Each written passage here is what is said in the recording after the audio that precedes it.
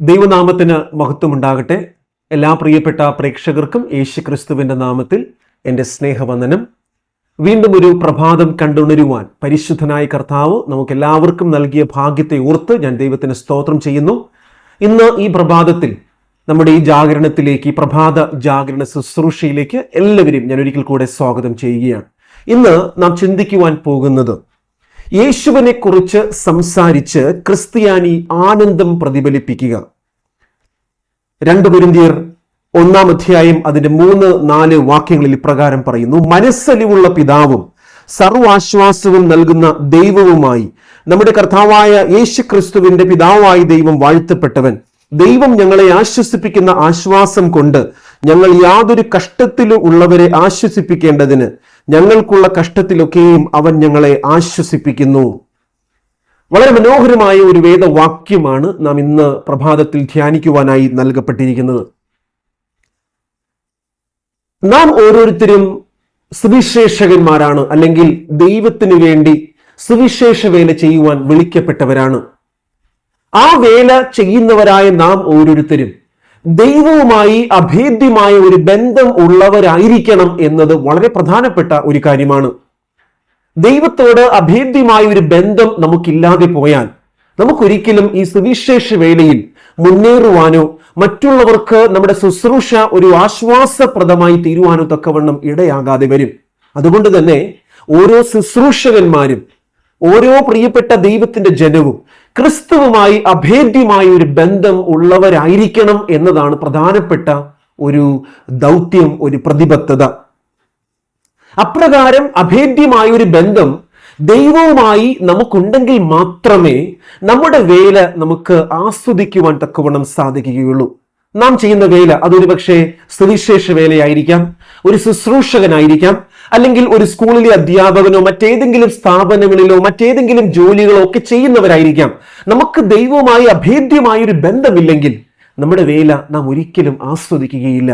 ആ വേല അതികഠിനമാണെന്നും ഞാൻ എന്തിന് ഇത്രത്തോളം കഷ്ടപ്പെടേണ്ടതുണ്ട് എന്നുമൊക്കെ ചിന്തിച്ച് നമ്മുടെ വേലയിലുള്ള നമ്മുടെ ആ അനുഭവത്തെ, ആനന്ദത്തെ കണ്ടെത്തുവാൻ നമുക്ക് സാധിച്ചു എന്ന് വരികയില്ല. അവിടെയാണ് ദൈവവുമായി നമുക്ക് അഭേദ്യമായൊരു ബന്ധമുണ്ടാകണം എന്ന് പറയുവാൻ പ്രധാനപ്പെട്ട കാരണം. നാം നമ്മുടെ കൂടിവരവുകളിൽ, അത് പള്ളിയിലാകാം, വീടുകളിലാകാം, അവിടെയൊക്കെ കൂടി വരുന്ന സമയത്ത് 2 പ്രധാനപ്പെട്ട കാര്യങ്ങൾ നമ്മുടെ വിശ്വാസത്തെ വർദ്ധിപ്പിക്കുവാൻ തക്കവണ്ണം നമുക്ക് ചെയ്യുവാൻ തക്കവണ്ണം സാധിക്കും. അല്ലെങ്കിൽ ദൈവവുമായുള്ള നമ്മുടെ ബന്ധത്തെ, അഭേദ്യമായ ബന്ധത്തെ ഊട്ടി ഉറപ്പിക്കുവാൻ 2 പ്രധാനപ്പെട്ട കാര്യങ്ങൾ ആ കൂടിവരവുകളിൽ നമുക്ക് ചെയ്യുവാൻ തക്കവണ്ണം സാധിക്കും. ഹൃദയം നുറുങ്ങിയുള്ള പ്രാർത്ഥന, അത് ഒന്നാമത്തെ ഘടകമാണ്. രണ്ടാമത്തേത്, ദൈവം നമുക്ക് നൽകിയിരിക്കുന്ന അനുഭവങ്ങളെ കുറിച്ച് സാക്ഷികളായി മറ്റുള്ളവരെ സ്വാധീനിക്കത്തക്കതായ അനുഭവങ്ങൾ പങ്കുവെക്കുന്നവരായി തീരുക. നാം എന്താണ് ഇന്ന് ഓരോ ദിവസവും ചെയ്തു പോരുന്നത്? നമ്മുടെ കൂടിവരവുകളിൽ നാം ദൈവത്തിന്റെ അടുക്കൽ, ആലയത്തിലോ വീടുകളിലോ പ്രാർത്ഥനാ കൂട്ടായ്മകൾക്കോ കടന്നു വരുമ്പോൾ നാം അവിടെ തമ്മിൽ സംസാരിക്കുന്നത് ആരെക്കുറിച്ചാണ്, എന്തിനെ കുറിച്ചാണ്, എന്താണ് നമ്മുടെ സംസാര വിഷയം? നാം അത് പരിശോധിച്ചാൽ എവിടെയാണ് നമുക്ക് തെറ്റുകൾ പറ്റിയത് എന്ന് മനസ്സിലാക്കുവാൻ സാധിക്കും. നാം കൂടി വരുന്ന സമയത്തൊക്കെയും നാം യേശു ക്രിസ്തുവിനെ കുറിച്ച് സംസാരിക്കണം. നമ്മുടെ പ്രയാസങ്ങളെ കുറിച്ച്, വേദനകളെ കുറിച്ച്, ശോധനകളെ കുറിച്ച് മാത്രം നാം സംസാരിച്ചാൽ നമ്മുടെ ശോധനകളും കഷ്ടതകളും വേദനകളും ശത്രുവിന് ആനന്ദം കണ്ടെത്തുവാൻ തക്കവണ്ണം ഇടയായി തീർന്നേക്കും. അതിന് പകരം നമ്മുടെ പ്രയാസങ്ങളിൽ നമ്മെ കരുതുകയും താങ്ങുകയും ചെയ്യുന്ന കർത്താവായ യേശു ക്രിസ്തുവിനെ കുറിച്ച് ധ്യാനിക്കുവാൻ, ആ യേശുവിനെ കുറിച്ചുള്ള കാര്യാദികൾ തമ്മിൽ പങ്കുവയ്ക്കുവാൻ, ഹൃദയം നുറുങ്ങി പ്രാർത്ഥിപ്പാൻ നാം മനസ്സ് വെച്ചാൽ ശത്രുവായി പിശാചിന് സന്തോഷിക്കുവാൻ അവിടെ ഒരു വകയും ഉണ്ടാവുകയില്ല. എത്രമാത്രം പ്രയാസങ്ങളുടെ മധ്യത്തിലും ഞാൻ സകലവും ചപ്പും ചവറും എന്നെണ്ണി എന്ന് പൗലോസ് പറഞ്ഞ പ്രകാരം നമ്മുടെ പ്രാർത്ഥനാ കൂട്ടായ്മകൾ നമുക്ക് അപ്രകാരം പറയുവാനും, ദൈവവുമായി നാം തമ്മിൽ നമ്മുടെ അനുഭവങ്ങളെ അപ്രകാരം പങ്കുവെക്കുമ്പോൾ ആ അനുഭവങ്ങളെ പങ്കുവെക്കുന്നതിലൂടെ ഓരോ മനുഷ്യരും അവരുടെ ക്രിസ്തുവിനെ കുറിച്ചുള്ള അഭേദ്യമായ ബന്ധത്തിന്റെ അനുഭവങ്ങളെ കുറിച്ച് പരസ്പരം പങ്കുവെക്കുകയാണ്. ആ കഥകൾ മറ്റൊരുവനിൽ വലിയൊരു ഉണർവുണ്ടാക്കുകയും അവനും അപ്രകാരമുള്ള അനുഭവങ്ങൾക്കായി ജീവിക്കുവാൻ അവനെ തന്നെ പ്രേരിപ്പിക്കുകയും ചെയ്യുകയാണ്. നമുക്കൊരിക്കലും സംശയ രോഗം ഉണ്ടാകുവാൻ പാടില്ല. ഈ ലോകം അന്ധകാര നിബിഡമാണ്. ധാരാളം പ്രതിസന്ധികളുടെ മധ്യത്തിലാണ് നാം ജീവിക്കുന്നത്. അവിടെ നാം സംശയാലുക്കളായി ദൈവത്തിന് എന്നെ സഹായിക്കുവാൻ കഴിയുമോ, ദൈവം എന്നെ കരുതുന്നുണ്ടോ, എന്നോട് കരുണയുള്ളവനാണോ കർത്താവ്, ഇതൊക്കെ ചിന്തിച്ച് നാം സംശയത്തിൽ ജീവിക്കുവാൻ തക്കവണ്ണം ഇടയായാൽ അവിടെ പിശാചിന് ജയം കൊടുക്കുവാൻ നാം ഇടകൾ ഉണ്ടാക്കി കൊടുക്കുകയാണ്. നാം ഒരിക്കലും സംശയിക്കരുത്. നമ്മെ കാവൽ ചെയ്യും, കരുതിക്കൊള്ളും, കാത്തുകൊള്ളും എന്ന് വാഗ്ദത്തം ചെയ്ത യേശുക്രിസ്തുവിൽ നാം ആശ്രയിക്കുക. ഹൃദയം നുറുങ്ങി പ്രാർത്ഥിക്കുക. നമ്മുടെ അനുഭവങ്ങളെ കുറിച്ച് മറ്റുള്ളവരുമായി പങ്കുവെക്കുക. ആലയത്തിലെ കൂടിവരവുകളിൽ നമ്മെക്കുറിച്ചോ നമ്മുടെ സ്വയ താല്പര്യങ്ങളെ കുറിച്ചോ അല്ലെങ്കിൽ മറ്റിതര സംസാര ശൈലികളിലോ ഏർപ്പെടുവാൻ പോകാതെ യേശുവിനെ കുറിച്ചുള്ളത്, നമുക്ക് ദൈവം നൽകിയ അത്ഭുതകരമായ അനുഭവങ്ങളെ കുറിച്ചുള്ളത് ഹൃദയം തുറങ്ങി പ്രാർത്ഥിക്കുക.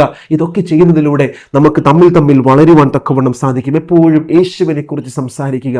യേശു ചെയ്ത അത്ഭുതങ്ങളെ കുറിച്ച്, നമ്മുടെ ജീവിതത്തിൽ ചെയ്യുന്ന നന്മകളെ കുറിച്ച് നാം തമ്മിൽ പങ്കുവയ്ക്കുക. അതുമാത്രമല്ല, ദൈവത്തിന്റെ വാഗ്ദത്തങ്ങൾ, നമുക്ക് മുന്നോട്ടുള്ള പ്രയാണം വളരെ ദുർഘടമാണെന്ന് തോന്നിയാൽ പോലും അവിടെയും ദൈവത്തിന്റെ വാഗ്ദത്തങ്ങളിൽ ആശ്രയിച്ചു കൊണ്ട് ജീവിപ്പാനുള്ള ഒരു ശക്തിയും ബലവും അതിനായി നാം സമർപ്പിക്കുക. അങ്ങനെ കഴിയുവാൻ നമുക്ക് സാധിച്ചാൽ നമ്മുടെ കൂടിവരവുകൾ എപ്പോഴും സ്വർഗത്തിന് സമാനമായ ഒരു അനുഭവമായിരിക്കും. നമുക്ക് ഓരോ ദിവസവും ക്രിസ്തുവുമായി അഭേദ്യമായ ഒരു ബന്ധത്തിന് വഴി തുറക്കുകയും ചെയ്യും. അങ്ങനെയുള്ള കൂടിവരവുകൾക്കാണ് കർത്താവായ ദൈവം ഏറ്റവും അധികം പ്രാമുഖ്യം കൊടുക്കുന്നത്. അങ്ങനെ കൂടി വരുവാൻ, പരിശുദ്ധാത്മാവിൽ പ്രാർത്ഥിക്കുവാൻ, സ്വർഗീയമായ അനുഭവങ്ങളെ തമ്മിൽ പങ്കുവെക്കുവാൻ, മറ്റുള്ള ജാതീയ ചിന്താഗതികളോ ജഡീക ചിന്താഗതികളോ തമ്മിൽ പങ്കുവെച്ച് വഴക്കടിക്കുന്നതും അസൂയപ്പെടുന്നതും ഒക്കെ മാറ്റിവെച്ചുകൊണ്ട് യേശുവിനെ മാത്രം ഉയർത്തുവാൻ നാം നമ്മുടെ കൂടിവരവുകളിൽ മനസ്സുവെച്ചാൽ ഉറപ്പായും അത് നമ്മുടെ ജീവിതത്തിൽ വലിയ മാറ്റമുണ്ടാക്കും, സഭയിൽ മാറ്റമുണ്ടാക്കും.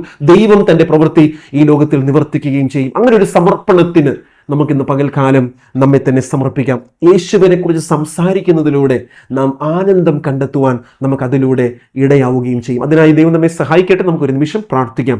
പരിശുദ്ധനായ ദൈവമേ, സ്വർഗീയ പിതാവേ, ഇന്ന് ഈ ദിവസത്തിന്റെ പ്രഭാതത്തിൽ മനോഹരമായൊരു ചിന്ത അവിടുന്ന് ഞങ്ങൾക്ക് നൽകിയതിനാൽ തിരുനാമത്തിന് സ്തോത്രം.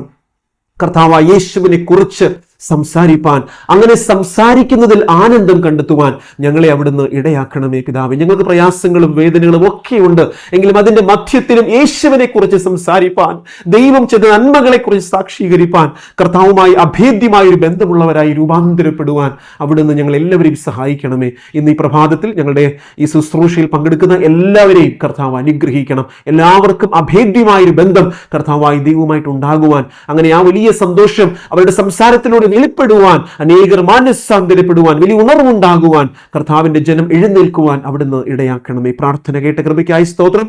യേശുവിന്റെ നാമത്തിൽ ഞങ്ങൾ പ്രാർത്ഥിക്കുമ്പോൾ പിതാവേ കേൾക്കുമാറാകണമേ. ആമേൻ. എല്ലാ നന്മകളും ഞാൻ ഈ സമയത്ത് ആശംസിക്കുന്നു. പരിശുദ്ധനായ ദൈവം നമ്മോട് കൂടെ ഇന്ന് പകൽക്കാലം മുഴുവനും ഇരിക്കട്ടെ. ആശംസകൾ നേരുന്നു. ആമേൻ.